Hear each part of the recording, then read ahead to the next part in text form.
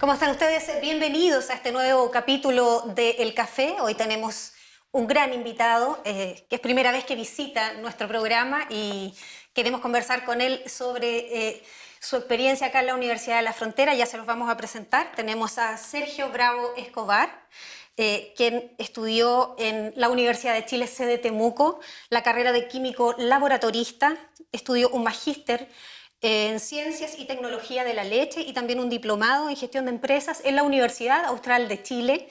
Se incorpora a la Universidad de la Frontera en 1975 como ayudante de laboratorio y además como académico.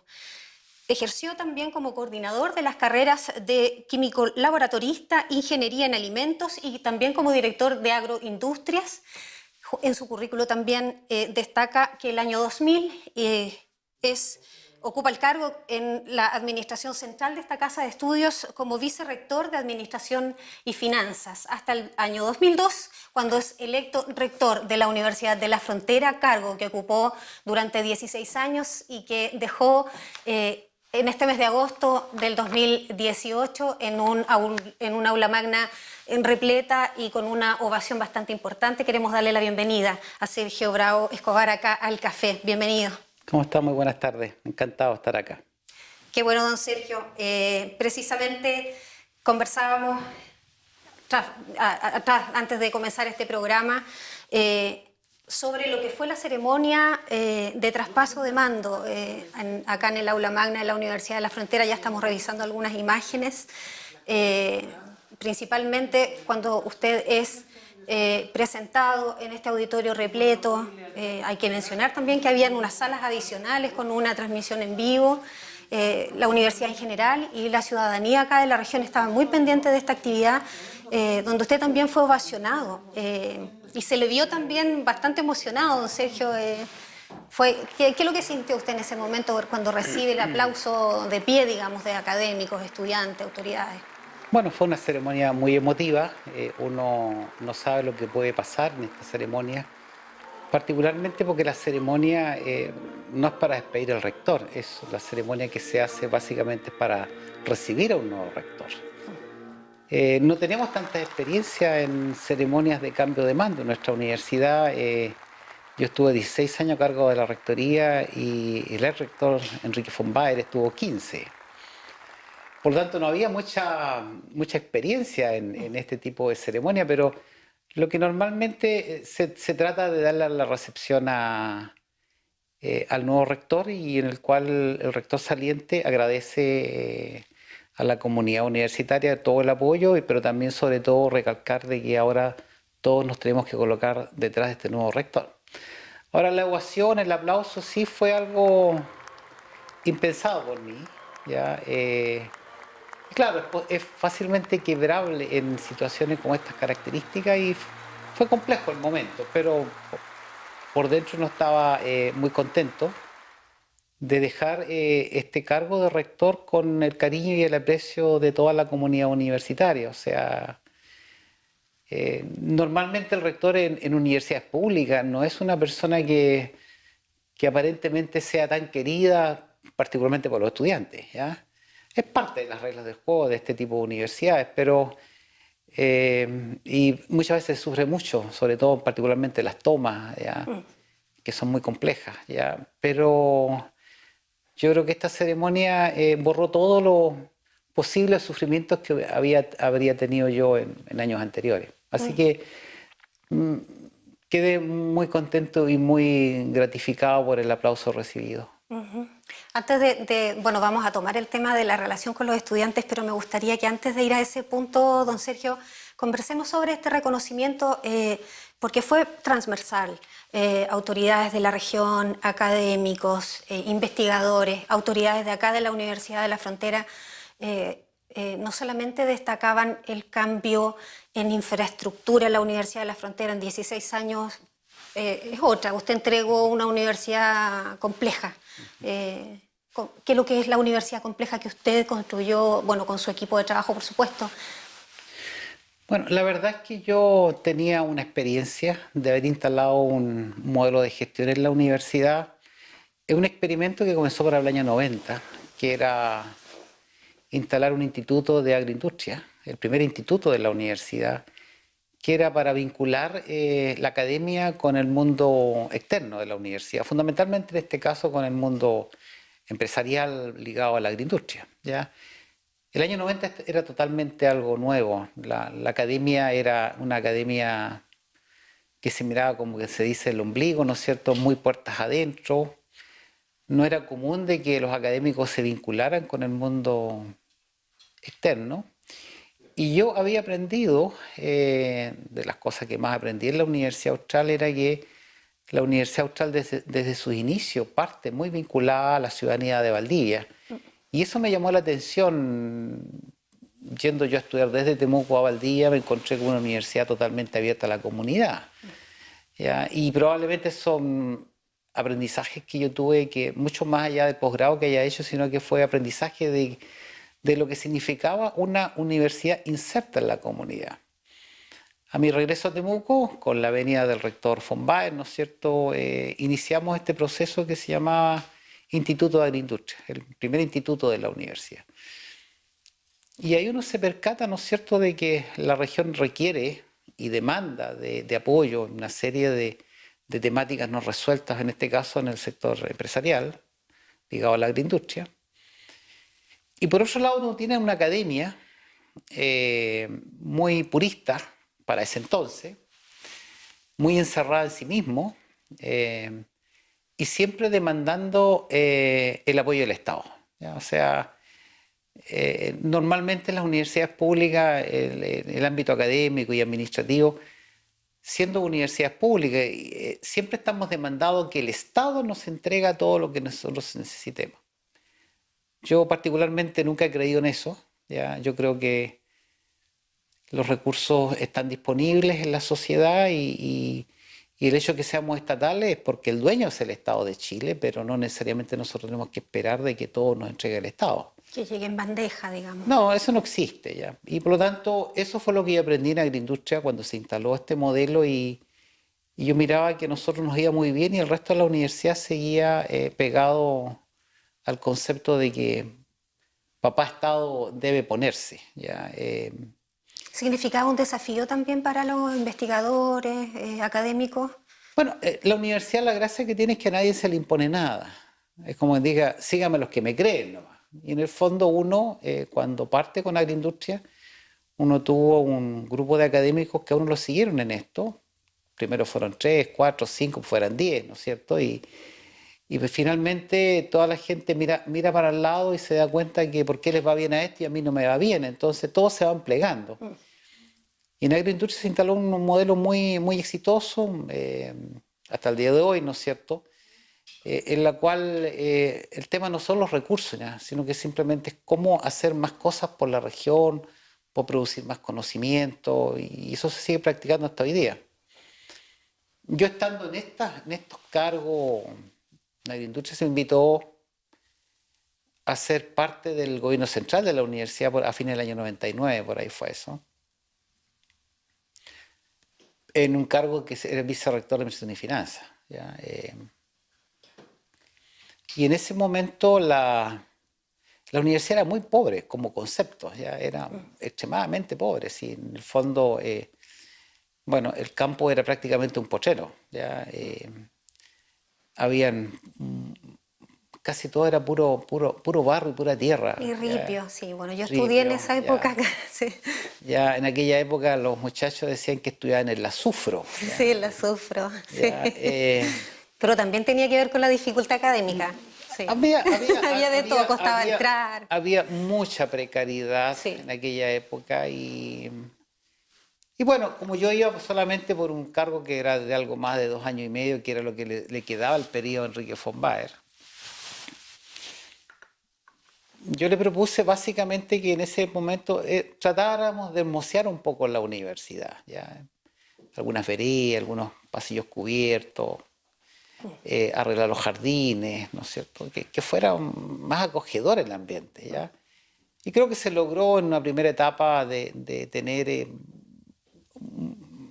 que fuera un paisaje mucho más acogedor para los estudiantes, para los académicos. Y estando en esa etapa fue cuando se me propuso que fuese candidato a rector, ¿ya? Cosa que yo nunca No era mi camino, no era mi tema, no estaba en eso. Yo ni siquiera, ni remotamente pensando que yo podría ser rector de la universidad, habiendo tantos colegas mucho más calificados como uno, claro, particularmente desde el punto de vista académico, de ser connotados investigadores.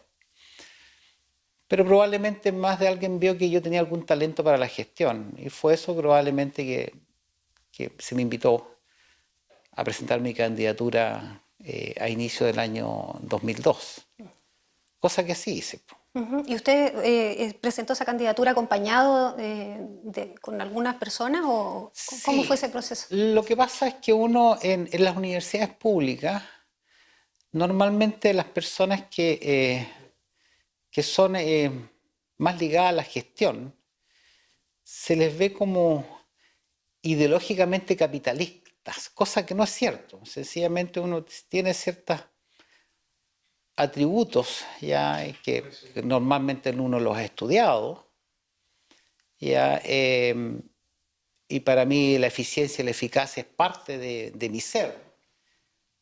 Pero la academia pura no es, ese tema no lo vive, no lo vive. Entonces, es cierto que, claro, a uno lo veían un poquito más materialista, menos humanista, y cuando se me invita a participar en esta elección, entonces, bueno, yo me voy a presentar con personas de la universidad y externas, porque un gobierno universitario tiene que ser muy plural. Uno tiene que aceptar todo tipo de corrientes ideológicas. Lo importante es que trabajemos todos en pos de un objetivo común, que en este caso es mejorar lo que era la Universidad de la Frontera el año 2002.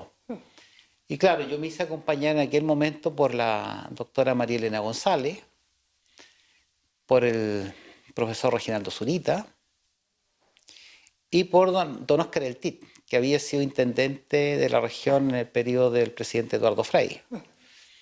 Era un grupo muy transversal y que, bueno, con ellos me presenté. Ese era una lista, se votaba por el rector, por cierto, pero que toda la comunidad supiese que yo iba, los dos vicerrectores y el secretario general eran esas personas, ¿ya? Y eso fue lo que yo hice. Con el tiempo algunos se fueron retirando del cargo, Claro. yo fui cambiando a otras personas y bueno, porque fue un periodo muy largo también, son 16 años, entonces son procesos largos. Cuando usted llega a la rectoría el año 2002, se encuentra con bueno, ya conocía, digamos, el escenario de la Universidad de la Frontera, pero ¿cuáles fueron los primeros pasos para llegar, digamos, a donde está la universidad en el día de hoy? A ver, uno como vicerrector, yo me permitió conocer el gobierno central. Yo antes estaba afuera del gobierno central. En los institutos vivimos el metro cuadrado, como diríamos, ¿no es cierto? Los espacios que son más propios de eso. Ahora, al llegar a la vicerrectoría, también uno entendió por qué éramos tan pobres. Me permitió estudiar el fenómeno de la pobreza y por qué otras universidades, también siendo públicas, no eran muchas, no tenían el problema estructural que tenía la Universidad de la Frontera, ¿ya? Y por lo tanto, yo sabía, o sea, al momento de asumir la rectoría era cómo salir de esta pobreza, y si nosotros seguíamos siendo una universidad docente, nosotros no íbamos a tener ningún destino, ¿ya? Y por lo tanto lo importante era cómo instalar ya un camino, llámese un plan de desarrollo, que permitiese que la universidad también comenzara a hacer otras cosas aparte de lo que es la docencia tradicional de pregrado. Cómo incursionar en la investigación, en el posgrado, en el emprendimiento, en la innovación. Pero es un proceso largo, no es un tema que al día siguiente uno lo pueda tener. Y yo recuerdo que el año 2003, ¿no es cierto?, más o menos se hizo un plan de desarrollo estratégico muy participativo, 2003, 2004, por ahí más o menos. Me acuerdo que trajimos un español, yo le expliqué lo que queríamos hacer. Era más fácil traer a una persona de afuera para que él nos hiciera los talleres. Normalmente lo que nos suele suceder es que nosotros le creemos más a los extranjeros que a los de nuestra propia casa, ¿ya? Es parte de nuestra cultura. Así que trajimos a un profesor Joan Cortadela de la Politécnica de Cataluña, me acuerdo, y que él fue el que desarrolló el primer plan de desarrollo estratégico de nuestra universidad, pero que tenía una mirada distinta, que era una mirada hacia un camino hacia la complejidad. Entendiendo la complejidad, que es una universidad que también hace docencia pregrado, hace posgrado, hace investigación, vinculación, investigación, etcétera. Es decir, es una universidad que cada vez se va complejizando y va abarcando más áreas también del conocimiento. Pero fue un largo camino, ¿ya? Ahora, uno solo tampoco lo puede hacer, ¿ya? Y en aquella época, yo creo que nosotros tenemos muy buena relación entre los rectores, ¿eh? Y yo conversé con muchos rectores y pidiéndoles ayuda, de cómo que nos ayudaran para avanzar en este camino de la complejidad. Y siempre hubo una muy buena predisposición, pero los académicos, no es lo mismo con los académicos se juntan con quien quieren juntarse, no un tema de decisiones de rectores. Y ahí en esa búsqueda que teníamos nosotros es que nos encontramos con un chileno, en este caso fue el doctor Raúl Sánchez, que se encontró con un chileno que era el vicerrector académico de la Universidad de San Pablo, una gran universidad latinoamericana, que nos ofreció ayuda y fue como el padrino que tuvimos en aquella época. La Universidad de San Pablo en Brasil nos ayudó mucho al inicio de todas estas cosas. Mucha gente viajó a Brasil, mucha gente se fue también a doctorar a Brasil. Teníamos la posibilidad de ocupar equipos de un alto costo en Brasil y que prácticamente a nosotros nos salía muy barato. En ese tiempo Brasil también tenía más recursos que los que puede tener ahora, por lo tanto había muchas becas para los estudiantes. No, hubo mucho apoyo. Brasil en este caso la Universidad de San Pablo fue un muy buen padrino nuestro. Estamos hablando del año 2004, 2005. Ahora, parte de todo esto que tiene que ver con este plan de desarrollo estratégico es que se decidió separar las vicerrectorías. En ese momento habían solamente 2 vicerrectorías nomás, ¿ya? Entonces, probablemente uno de los mayores éxitos fue haber creado una vicerrectoría de investigación y posgrado el año 2005. Ya se crea esta vicerrectoría y ahí aparecen varias direcciones: dirección de investigación, dirección de innovación y transferencia tecnológica, dirección de posgrado, ligada a esta vicerrectoría. Claro. Y se deja la vicerrectoría académica básicamente con el pregrado y con otras funciones.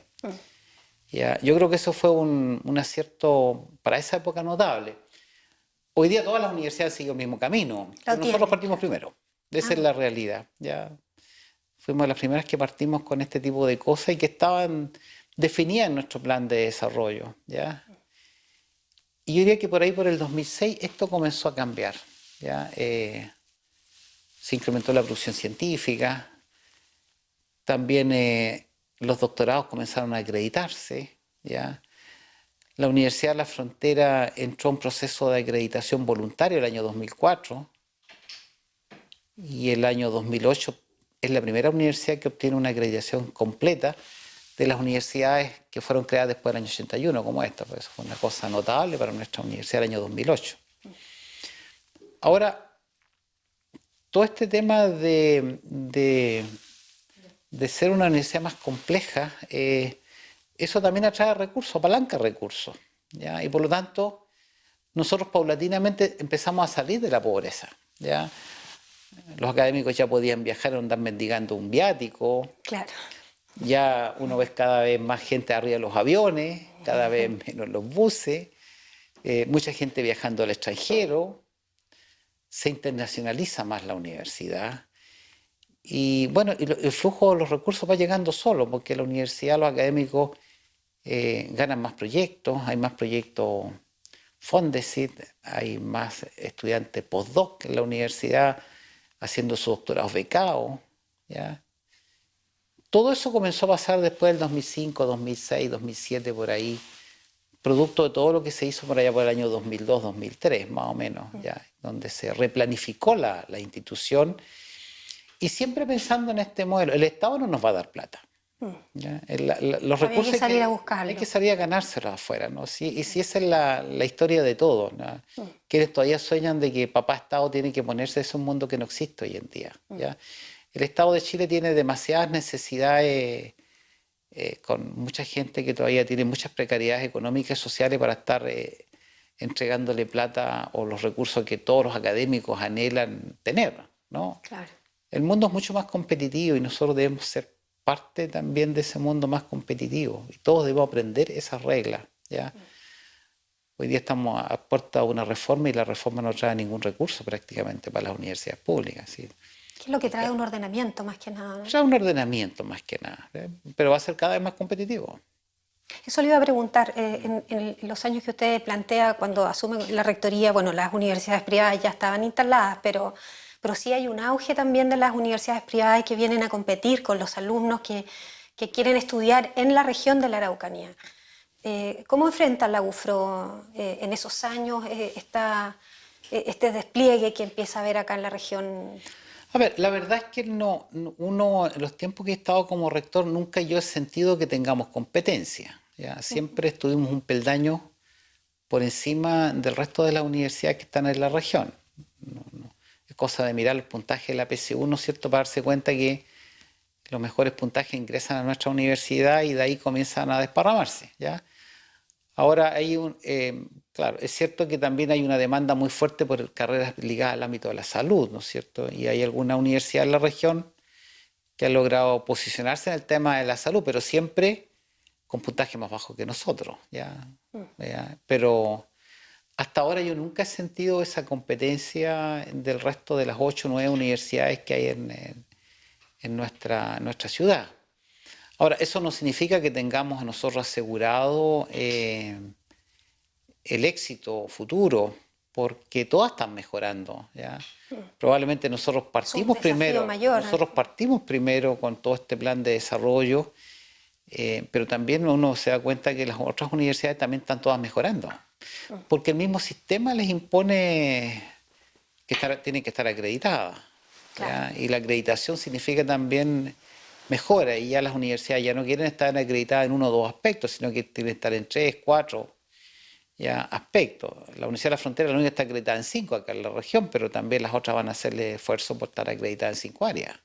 Es cosa de tiempo nomás. Y por lo tanto, el futuro, obviamente que en la medida que todos van mejorando, nuestra universidad no puede distraerse a veces en reflexiones que no tienen ningún sentido, porque el problema está en el mundo externo, ¿ya? Entonces nosotros tenemos que seguir demostrando que somos mejores para tener los mejores estudiantes en nuestra universidad. Eso también implica lo que usted señalaba, la vinculación con la región, una región muy particular esta, no solo por la multiculturalidad, los factores de pobreza, geográficos, o sea, tenemos, digamos, somos tan complejos, digamos, también al mismo tiempo. ¿Cuál cree usted que ha sido el aporte principal de la universidad para la región de la Araucanía? A ver, es que es muy... Mira, a diferencia de lo que uno ve en Valdivia, que la universidad, o sea, la comunidad de Valdivia quiere a su universidad porque finalmente la reconoce. Es una universidad que fue creada por la propia comunidad. La diferencia nuestra es que nosotros fuimos creados por un DFL, un decreto con fuerza de ley, ¿no es cierto? Por lo tanto, se instaló acá a partir de 2 sedes que tenían universidades nacionales, como el caso de la Universidad Técnica y la Universidad de Chile. Por lo tanto, para el ciudadano común es una universidad más nomás, ¿no? Pero sin embargo, la universidad, voy a colocar solamente un ejemplo. La carrera de medicina en la Universidad de la Frontera, o la Facultad de Medicina, más bien dicho, forma especialistas desde los años 80 y tanto. Uno de los dramas que tiene nuestro país es de tener o no tener médicos especialistas, ¿ya? En nuestra ciudad, nuestra región, hace más de 20 o 30 años que está formando especialistas. Pero eso nadie lo valora. La Universidad de la Frontera lo ha hecho de siempre. Hay anestesistas que los formamos, hay cirujanos, hay neurocirujanos, hay pediatras, hay ginecólogos, hay médicos internos, hay radiólogos. Son más de 20 las especialidades médicas que la Universidad de la Frontera forma, ¿ya? Y con un costo enorme para la universidad, pero creo que es nuestro deber hacerlo, ¿ya? Pero de esa manera estamos impactando también la salud de toda la región, si finalmente gran parte de los médicos permanecen en la 9ª región, y son médicos especialistas. Otras regiones andan mendigando por médicos especialistas, entonces son muchos los impactos que produce la universidad en el tema social, en el tema salud, el tema educacional, en el tema productivo, ¿ya? Es cierto que nunca es suficiente, ¿ya? Y que uno quisiera hacer más, y a veces los recursos son esquivos, y uno quisiera de poder hacer más. Ahora tengo, ¿cuánto impactó que hubiera estado alojado en nuestra universidad el Instituto de Informática Adoptiva, la red de enlace de todo nuestro país? De todo el país, Todo claro. el país, si estaba acá y aquí estaban todos los cerebros de la informática educativa. Por más de 10 años estuvieron acá, ¿ya? Y claro, ahora uno tiene sueños, ¿no es cierto? Los sueños que uno puede tener es que ojalá la universidad acoja este concepto de este convenio que firmamos con el municipio de Temuco para transformar a Temuco en una ciudad inteligente.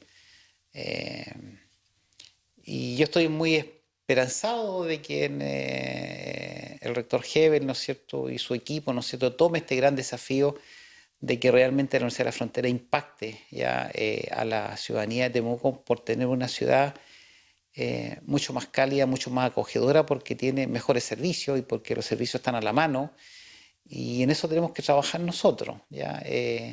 Creo que es una muy buena idea que va a ser liderada por la Facultad de Ingeniería de nuestra universidad, pero debemos sumar toda la academia. Son muchas las expectativas que hay detrás de este proyecto. Y en ese sentido uno agradece profundamente, hablando de cariños, que el alcalde Baker nos hubiera entregado esta distinción en el mes de febrero de este año, en el cual nos declaró institución patrimonio de la ciudad, ¿ya? Significa que servimos. Y eso a uno lo hace estar muy satisfecho, muy contento de lo que estamos haciendo.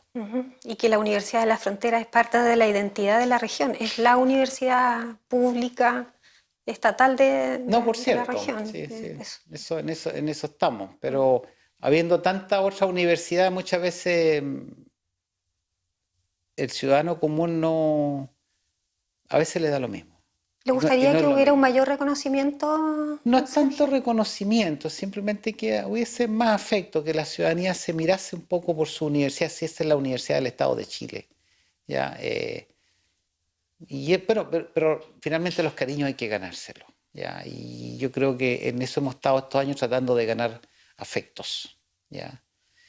Porque después, habiendo afectos, ¿no es cierto?, también es más fácil, son más fáciles las conversaciones con los actores claves de la región. Sí. Eso le iba a preguntar, la relación suya durante estos 16 años con las autoridades regionales, que son de alguna manera quienes apalancan muchos de los recursos que se invierten acá en la región de la Araucanía. ¿Cómo fue esta relación? ¿Fue fluida? ¿Costó entrar o ya estaba planteado desde antes? No, yo creo que a nivel de autoridades, ellos siempre fueron todos muy afectuosos. Nunca hizo una cantidad enorme de intendentes que yo pude conocer, Claro. conversar, muchos seremis. Yo creo que con ellos siempre hubieron relaciones muy afectuosas y muy cariñosas, digamos, no. Pero uno sabe que también los recursos no están en los gobiernos, o sea, los recursos están en otro ámbito que es el Consejo Regional, ¿ya? Claro. El FNDR, ¿no es cierto? Y ahí ha sido más difícil, más esquivo eso, ¿ya? Más esquivo. Lo que ha hecho muchas veces de que colegas por falta de recursos salgan a otras regiones a trabajar, a hacer cosas por otras regiones, ¿ya? Cosa que es absurdo, pero en el tema de relaciones humanas uno siempre tuvo la mejor relación humana con todo el mundo, ¿ah? No, en ese sentido no. De hecho, usted fue invitado a participar de algunas actividades planteadas por el gobierno No, como mesas de muchas. trabajo, Y en ese en sentido distintas instancias. Sí. siempre fui bien considerado en todos los gobiernos, de cualquier signo, ¿ya? Relaciones de amistad, uno forjó durante todos estos años, ¿no es cierto? No, hay solamente palabras de agradecimiento con todas las autoridades que uno le tocó conocer, todos los ámbitos. Pero sin embargo, siempre los recursos han sido esquivos, ¿ya? Eso sí que, en comparación con otras regiones, ¿ya? Uno siempre está comparando, ¿ya? Las relaciones que hay de recursos que entrega con cargo al FNDR, ¿no es cierto?, a la Universidad Estatal de la región, ¿ya? Entonces, pero uno entiende que son relaciones que hay que seguirlas trabajando. Yo espero que al rector Hebel le vaya bien en este ámbito. Don Sergio, usted había planteado de las cosas difíciles que le tocó en su administración, la relación con los estudiantes, de alguna forma críticos en algún minuto o en algún minuto especial de todas las movilizaciones que hay todos los años en la Universidad de la Frontera. ¿Cómo enfrentó usted esa...? Probablemente en la universidad todo tiene solución menos las revueltas estudiantiles, ¿ya? Yo provengo de otros tiempos, es otra cultura la que me tocó vivir como estudiante universitario, donde había un líder, se llama presidente de la Federación de Estudiantes y se elegía democráticamente y todo el mundo respetaba a ese líder y era ese líder que negociaba con la autoridad lo que había que negociar, ¿ya?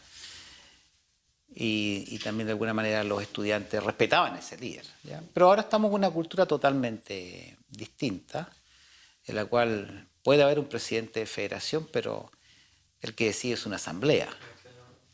Entonces ahí el tema ya es mucho más complejo, ¿ya? Yo traté al comienzo de tener muy buenas relaciones con los estudiantes, pero después uno se da cuenta que son asambleas de estudiantes y es una minoría de los estudiantes, ni siquiera es una mayoría, ¿ya?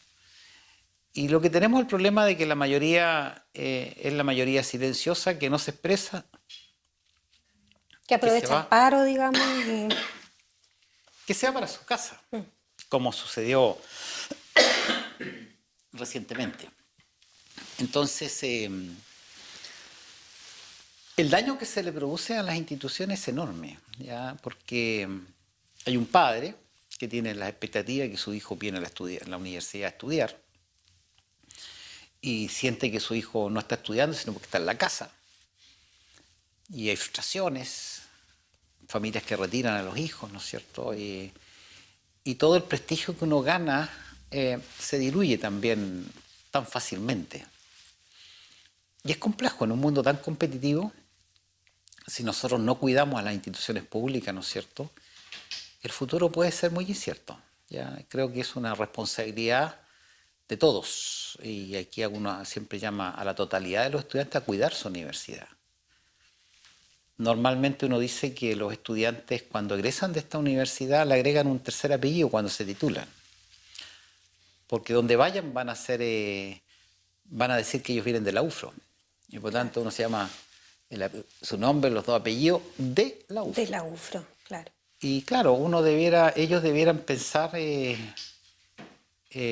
ese apellido les va a acompañar durante toda su vida laboral, 30, 40, 50 años. Y es el nombre de la familia, hay que cuidarlo, ¿ya? Entonces, pero la rebeldía muchas veces puede más que esto. Y después cuando ya son adultos se dan cuenta recién de la que hicieron cuando eran estudiantes, ¿ya?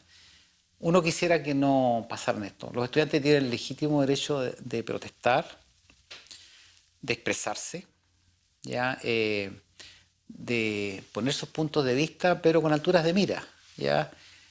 No necesariamente que uno no tiene idea y de repente le toman la institución.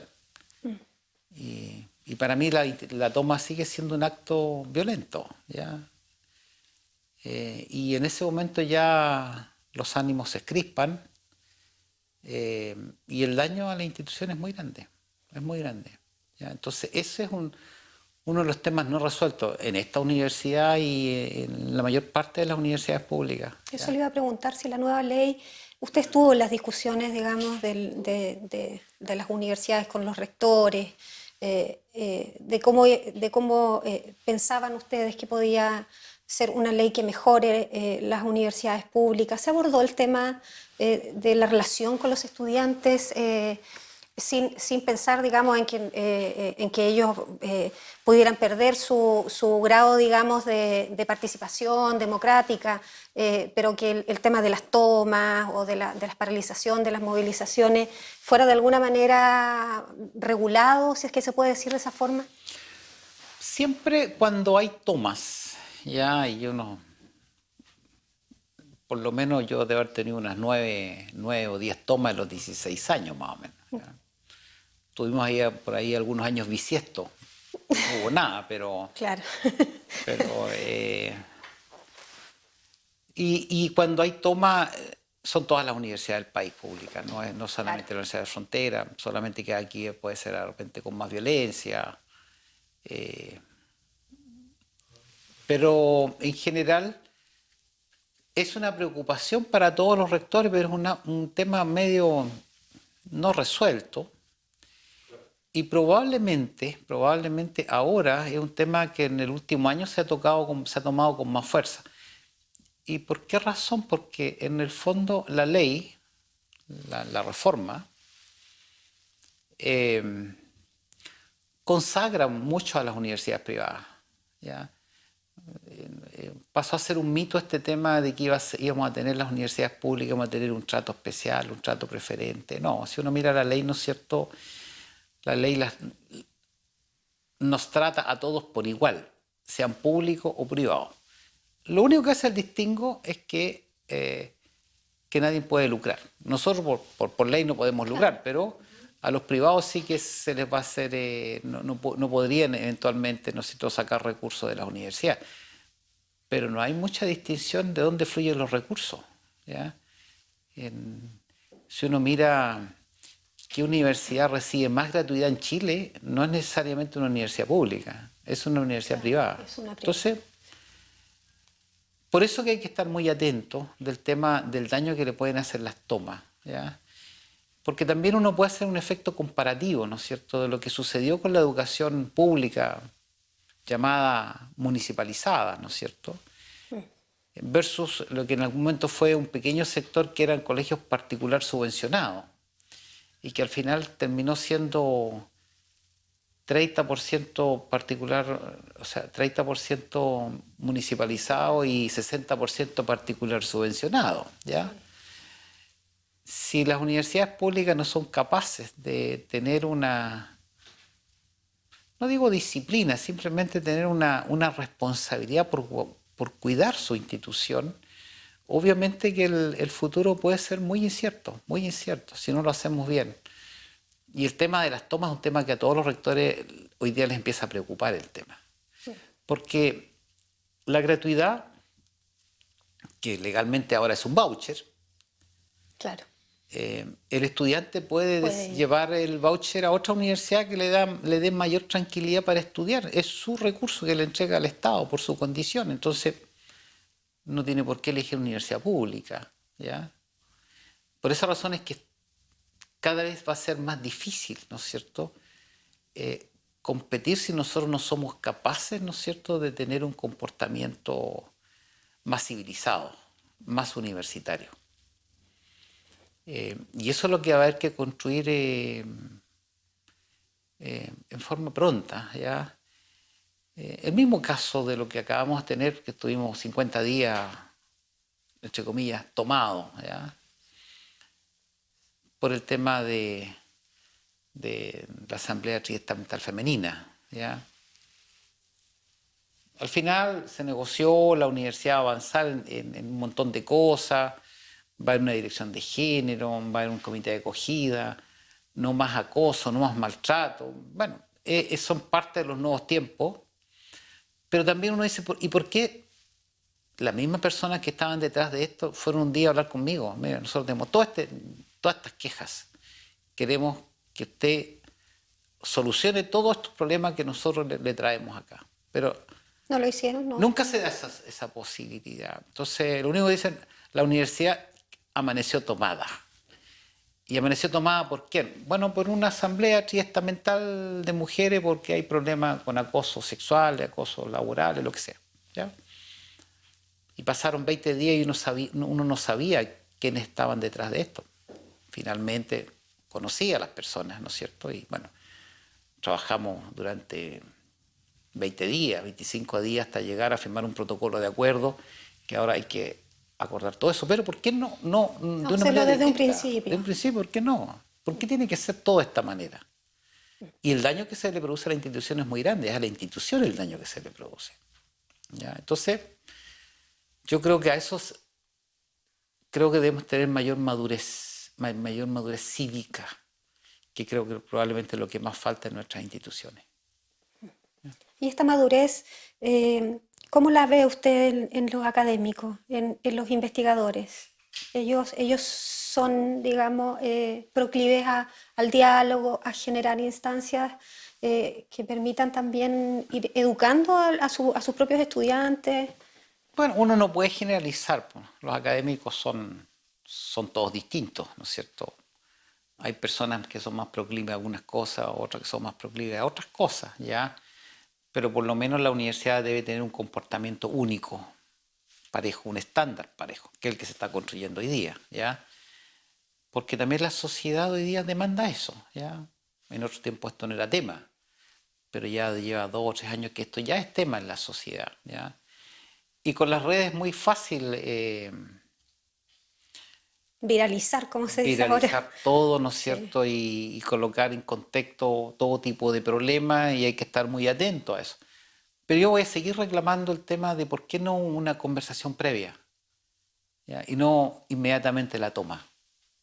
¿Quedó dolido usted con esa O sea, situación que ocurrió este año particularmente? no particularmente, no, que he quedado más dolido con otras tomas, que han sido mucho más Más violentas, sí. violentas, la del 2015 fue muy violenta la del 2015, como nunca en la universidad. No, fue esta una. Sí, ahora lo que uno puede reclamar es porque hubo tomas y todos somos gente adulta que podemos conversar y plantear nuestros problemas y buscar soluciones, ¿ya? La pregunta es por qué. Pero en todo caso, sí el trato y las conversaciones fueron muy diferentes, no hubo ningún signo de violencia, ni verbal, ni de nada. O sea, fue diferente las conversaciones, pero muy prolongada. No tiene ningún sentido estar paralizado 50 o 60 días, ningún sentido, ¿ya? Por el daño que le producen a la institución. Ujú.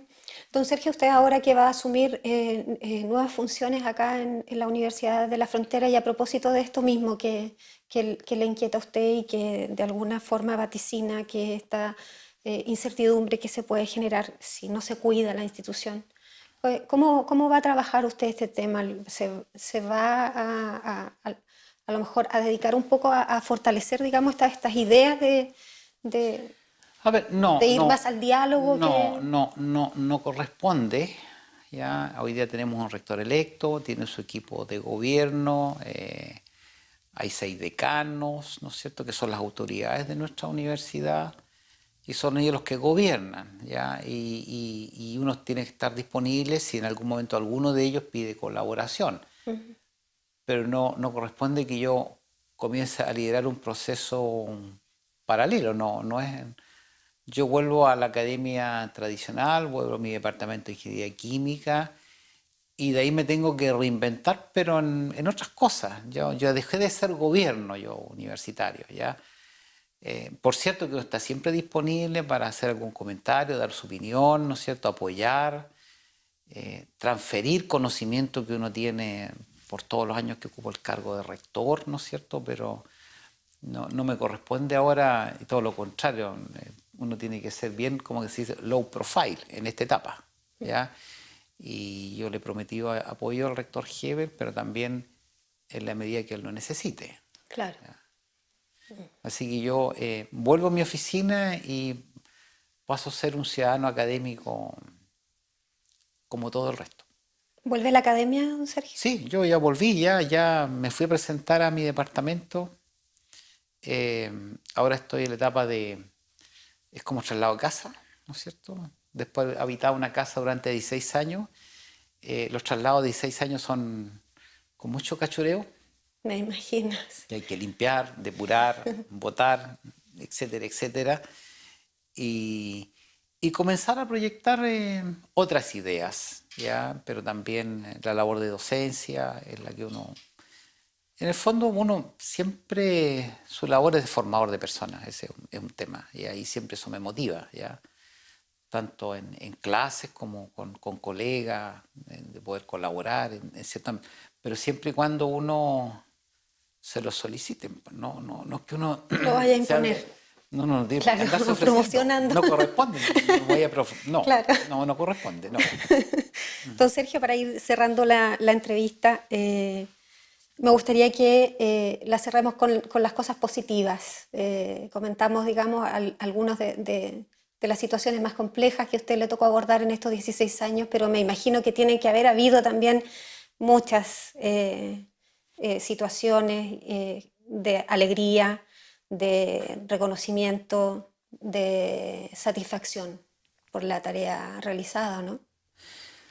Bueno, la verdad es que uno, a ver, uno toca el tema de los puntos negros, que son estas tomas nomás, pero el balance general es muy azul, ¿ya? Y uno debe entender de que uno es parte de una posta, ¿ya? Y uno construye sobre lo que construyó el anterior rector, ¿ya? Y ahí uno se proyecta, eh, y uno espera que el nuevo rector construya sobre lo que yo construí, ¿ya? Eh, a las universidades les va mal cuando pretenden hacer todo de nuevo, ¿ya? Además que Como a tampoco, los gobiernos en además que general. claro, es ridículo, además que el sistema tampoco lo permite, porque el sistema es uno solo, ¿no? O sea, no hay muchas posibilidades de cambiar. Entonces, uno básicamente recibió una universidad que tenía muchas cosas sólidas, ¿no es cierto? Particularmente en pregrado, y uno le agregó otras cosas, ¿no es cierto? Se construyeron también muchos metros cuadrados, cambió el campo, Creció enormemente. somos ¿Cuánto? reconocidos. Este mismo canal de televisión hace Impensado. 6 años, 7 años, esto era impensado, ¿no es Sí. cierto? Y bueno, y ahí uno sigue estando muy interesado que algún día tengamos un canal nacional con todas las universidades públicas y esto sea parte de ese canal nacional. Eh, pero no son muchas las cosas positivas y muchas las satisfacciones, ¿ya? Y demostrar que sí se puede, a pesar de ser una región pobre, ya, todavía con mucho camino por recorrer, ¿no es cierto? Eh, que también se puede hacer una buena universidad en regiones también precarias. Y eso pasa por la voluntad de quienes hacemos universidad diariamente, ¿ya? De creerse el cuento, ¿ya? Y yo creo que hoy día los que trabajamos en la universidad nos creemos el cuento. Y eso probablemente ha cambiado en los últimos años. Nos empezamos a creer el cuento que podemos ser una muy buena universidad y que prestigia nuestra región de la Araucanía. Sin lugar a dudas, el reconocimiento en la Universidad de la Frontera es nacional y también internacional.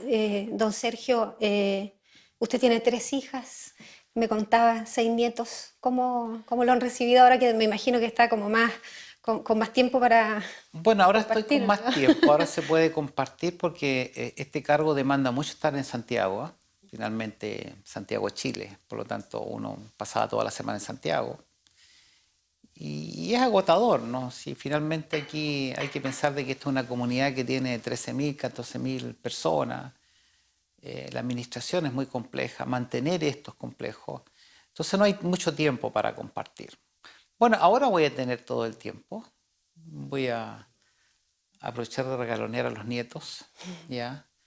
Que conozco poco, porque he estado muy ausente y ahora sí que va a haber más tiempo para hacerlo. Así que estoy súper contento. Que fueron las cosas, ¿por qué no me volví a repostular también? Eso ¿Ya? le quería preguntar. Usted señaló que ya había cumplido su periodo, pero que nos pudiera contar con un poquitito más de detalle. ¿En qué minuto toma usted la decisión y por qué? No, estas cosas uno las planifica con bastante tiempo. ¿Ya? Yo creo que la violencia estudiantil del 2015 me hizo meditar si tenía sentido, ¿ya? Sacrificar la salud de uno por un grupúsculo de personas, ya que eh, siempre yo he trabajado por tener la mejor educación pública posible. Y hay pequeño grupo que cree que la universidad pública es el reducto para producir la revolución acá en Chile, ¿ya? Y claro, y como existe una mayoría silenciosa que se lo permite, se expresa ese pequeño grupo que es muy minoritario, ¿ya? Ahí fueron muy violentos hacia mi persona, ya muy vociferante. Fue complicado y yo me dañé de la salud mucho, ¿ya? Y eso le hace a uno pensar si tiene sentido dañar su salud definitivamente por unos pocos, ¿ya? Y por eso que uno empieza ya a preparar su salida, ¿ya? El cargo de rector en la ley antigua era de carácter indefinido, esto es una ley del año 94, ¿no es cierto? Por lo tanto, yo podría haber seguido postulándome. La nueva ley limita el cargo a 2 periodos solamente. Claro. ¿Ya? O sea, los futuros rectores de esta universidad solamente van a poder estar 2 periodos, ¿ya? Pero en el caso mío, no, yo estaba en la ley del año 94. O sea, si hubiese querido... Si hubiera querido, yo podía haber seguido un periodo más y otro periodo más. Pero no, yo creo que es suficiente. Hay que darle espacio también a la gente joven, ¿no es cierto? Y todavía tengo la fuerza para poder acompañar a la gente joven que hoy día son parte del gobierno universitario, consejos, traspasarle todo el conocimiento que uno tiene, ¿no es cierto? Todavía tengo tiempo para hacer eso, ¿ya? Si hubiera quedado un periodo más, probablemente ya hubiera cerrado la puerta de la oficina y me hubiera ido para mi casa definitivamente. Y en cambio no, ahora tengo espacio de tiempo para quedarme... Para disfrutar lo que ha construido de alguna manera. Y quedarme algunos años más en la universidad. Así es, sí. Sergio Bravo Escobar, rector de la Universidad de la Frontera desde el año 2002 hasta agosto de este año. Muchas gracias por acompañarnos en el café. Quiero dejar las cámaras de este programa para usted, para que pueda enviarle un mensaje a la comunidad universitaria y también regional, a la cual hemos apelado. No, encantado por esta entrevista. Un saludo a todos, muy agradecido por los afectos, por los cariños que me dispensaron durante tantos años y el apoyo que me brindaron para poder construir este proyecto de universidad compleja que la universidad nunca se termina de construir, pero con el apoyo de todos esto se seguirá desarrollando por el bien de la comunidad universitaria, pero también por el bien de nuestra región. Así que muchas gracias por la entrevista. Muchas gracias por acompañarnos. Y a ustedes, por supuesto, que están en sus casas viéndonos, como siempre, acá en las pantallas de UFROvisión. Nos vemos en una próxima oportunidad. Muchas gracias.